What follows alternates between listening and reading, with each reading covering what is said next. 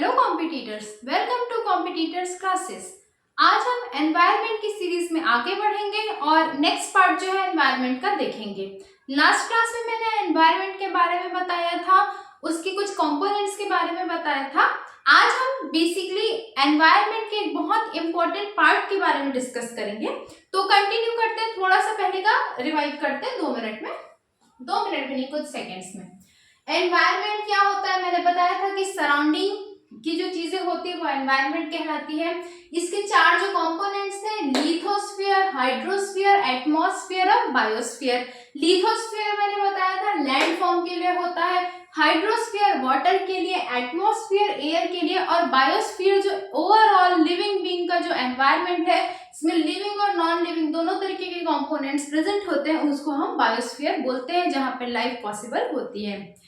आज हम basically atmosphere के बारे में देखेंगे डीप में, ठीक है। आज एटमॉस्फेयर शुरू करते हैं, क्योंकि टेक्निकली यदि हम एग्जाम पॉइंट ऑफ व्यू से देखें तो एटमॉस्फेयर जो है वो हमारे एनवायरनमेंट वाले सेक्शन का सबसे इंपॉर्टेंट पार्ट है, ठीक। तो टाइम वेस्ट नहीं करते, कंटिन्यू करते हैं।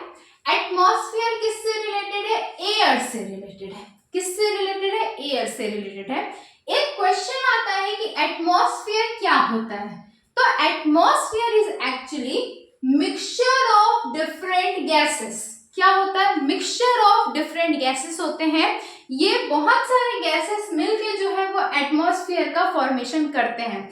एटमॉस्फेयर को हम डायरेक्टली गैस नहीं बोल सकते, समझने के लिए हम बोलते हैं कि ये एयर या गैस है, लेकिन एक्चुअली में इसमें बहुत सारे गैसेस मिलके जो एयर का फॉर्मेशन करते हैं, उस एयर को हम एटमॉस्फेयर कहते हैं, ठीक है। इसके मेजर गैसेस कौन कौन से हैं? तो सबसे ज्यादा हमारा जो अर्थ का एटमॉस्फेयर है उसमें नाइट्रोजन गैस प्रेजेंट है। कितना प्रेजेंट है? 78.8%, ठीक है, 78.8%। नाइट्रोजन जो है वो प्रोटीन का बहुत इंपॉर्टेंट पार्ट है। प्रोटीन हमारे बॉडी के सेल फॉर्मेशन के लिए जरूरी है और सेल से ही हमारी बॉडी बनती है, हमारा शरीर बनता है, इसलिए नाइट्रोजन जीवन का बहुत ही इंपॉर्टेंट पार्ट है। और एटमॉस्फेयर में भी सारे जो गैसेस है उनमें सबसे ज्यादा नाइट्रोजन पाया जाता है। कितना पाया जाता है? 78.8%, 78.8%, ठीक है। दूसरे नंबर पे मिलता है ऑक्सीजन। ऑक्सीजन कितना मिलता है?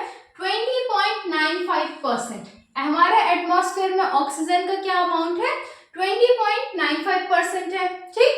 इसके अलावा आर्गन। आर्गन क्या होता है? एक इनर्ट गैस या नोबल गैस होता है, ठीक है, 0.93% पाया जाता है।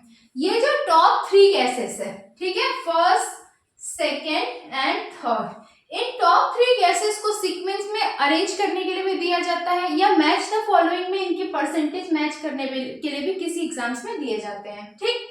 उसके अलावा कार्बन डाइऑक्साइड CO2, ये भी बहुत इंपॉर्टेंट पार्ट है हमारे एटमॉस्फेयर का, जो कि 0.036% हमारे एटमॉस्फेयर में प्रेजेंट है।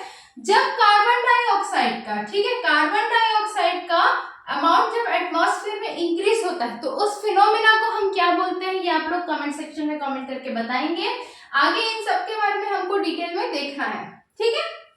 इसके अलावा भी कुछ गैसेस है, जैसे नियॉन, हीलियम और हाइड्रोजन। नियॉन और हीलियम ये दोनों भी क्या है? नियॉन और हीलियम भी जो है वो इनर्ट गैसेस या नोबल गैस ही है। इनका जो अमाउंट है वो याद रखना बहुत ज्यादा कंपलसरी नहीं है, वो आपके ऊपर है, आप चाहो तो कर सकते हो। हाइड्रोजन, हाइड्रोजन का इंपॉर्टेंट है क्योंकि अभी हाइड्रोजन एनर्जी के ऊपर बहुत सारी बातें आ रही है, ग्लोबल लेवल पे चीजें चल रही है, तो ये हमारे एटमॉस्फेयर में प्रेजेंट होता है, लेकिन बहुत ही कम अमाउंट में होता है, 0.00005%, ठीक है, 0.00005% हाइड्रोजन हमारे एटमॉस्फेयर में प्रेजेंट होता है, ठीक है। एक बार क्विकली देखेंगे, nitrogen 78.8%, oxygen 20.95%, argon 0.93%, carbon dioxide 0.036%, neon 0.002%, helium 0.0005% और हाइड्रोजन 0.00005% प्रेजेंट होता है। इन 3 जो ऊपर के गैसेस हैं और कार्बन डाइऑक्साइड, इसका परसेंट आप लोग थोड़ा दिमाग में रखिए, ये जरूरी है, ठीक है। बार बार देखोगे या वीडियो सुनोगे तो आपको ध्यान में रहेगा और ये ऑटोमेटिकली बन जाएंगे। आगे मैं बात करती हूँ लेयर्स ऑफ एटमॉस्फेयर के ऊपर। ठीक है, एटमॉस्फेयर जो है वो मैंने बताया कि सबसे इंपॉर्टेंट कंपोनेंट है, तो ये इसकी कुछ लेयर्स हैं। ठीक, तो उन लेयर्स को हम टॉप टू बॉटम देखेंगे। ठीक, सॉरी, बॉटम टू टॉप देखेंगे। ठीक है, उन लेयर्स को हम बॉटम टू टॉप देखेंगे, नीचे से ऊपर की तरफ देखेंगे। तो सबसे नीचे वाला बॉटम जो लेयर है वो कौन सा है? ट्रोपोस्फियर है। कौन सा है? ट्रोपोस्फियर। ये सबसे नीचे का लेयर है। और जो सबसे टॉप लेयर है वो क्या है? एक्सोस्फियर है। ठीक, तो एटमॉस्फेयर में सबसे पहले आता है ट्रोपोस्फियर। क्या आता है? ट्रोपोस्फियर। दूसरे नंबर पे आता है स्ट्रेटोस्फियर। स्ट्रेटोस्फियर। ठीक है, तीसरे नंबर पे आता है मीजोस्फियर। चौथे नंबर पे आता है थर्मोस्फियर। उसके बाद आता है आइनोस्फियर और उसके बाद आता है एक्सोस्फियर। ठीक है, एक्सोस्फियर मतलब बाहर का एनवायरनमेंट, स्पेस के लिए आप बोल सकते हो ये वर्ड। ठीक, तो ट्रोपोस्फियर जो कि सबसे निचली परत होती है, सबसे निचला लेयर होता है किसका? हमारे एटमॉस्फेयर का। आज हम इसके बारे में थोड़ा डिटेल में देखेंगे। इसके अलावा कुछ इंपॉर्टेंट चीजें देखते हैं। देखो, हमको एक एक लेयर को पढ़ना है, इन सबसे क्वेश्चंस बनते हैं। ठीक, जो ट्रोपोस्फियर होता है ना वो सबसे लोएस्ट लेयर होता है, मैंने बताया कि सबसे नीचे का लेयर होता है। ठीक है, जो स्ट्रेटोस्फियर होता है उसमें क्या होता है? ओजोन की लेयर। O3 ओजोन आप लोग जानते हैं। ठीक है, O3 से डिनोट करते हैं हम लोग, O2 से ऑक्सीजन को करते हैं और ओजोन को O3 से करते हैं। तो O3 या ओजोन की जो लेयर हमारे एटमॉस्फेयर में प्रेजेंट होती है, जो हमको सन की यूवी रेस से जो हानिकारक किरणें होती है उनसे बचाती है, वो कौन से लेयर में प्रेजेंट होती है? वो स्ट्रेटोस्फियर में प्रेजेंट होती है। ठीक है, उसके अलावा एटमॉस्फेयर का सबसे कोल्डेस्ट लेयर, सबसे ठंडा लेयर कौन सा होगा? तो मीजोस्फियर होगा। कौन सा होगा? मीजोस्फियर होगा। ठीक है, आगे इन सब के बारे में हम लोग नेक्स्ट वीडियो में डिटेल करेंगे। आज ट्रोपोस्फियर के बारे में थोड़ी चीजें देखते हैं। देखो, इसके बारे में बताने से पहले मैं एक बार जिनको क्लियर नहीं हो उनको क्लियर कर दूं। जैसे हमारी पृथ्वी, हमारा अर्थ इस तरीके से एलिप्टिकल शेप में होता है। ठीक है, पूरा गोल नहीं होता, थोड़ा एलिप्टिकल होता है। बीच वाली जो रेखा होती है उसको इक्वेटर या विषुवत रेखा कहते हैं। ठीक है, और ऊपर में नॉर्थ पोल होता है जिसको उत्तरी ध्रुव और साउथ पोल होता है जिसको दक्षिणी ध्रुव कहा जाता है। ठीक, तो जो ट्रोपोस्फियर होता है, ठीक है, बोलोगे कि मैम ये सब यहाँ क्यों बता रहे हो, तो सुनो। जो ट्रोपोस्फियर होता है उसकी जो ऊंचाई होती है, लंबाई नहीं बोलेंगे ना, ऊंचाई जो होती है वो पोल्स में, ध्रुवों पर 8 किलोमीटर होती है और इक्वेटर या विषुवत रेखा पर इसकी ऊंचाई 18 किलोमीटर होती है। ठीक है, पोल्स पे कितनी होगी? 8 किलोमीटर होंगी और इक्वेटर के आसपास कितनी होंगी? 18 होगी। मतलब यहाँ पर होगी 8 किलोमीटर, यहाँ पर होगी 8 किलोमीटर और इक्वेटर पे होगी 18 किलोमीटर। ठीक है, इक्वेटर पे कितनी होगी? 18 किलोमीटर होगी।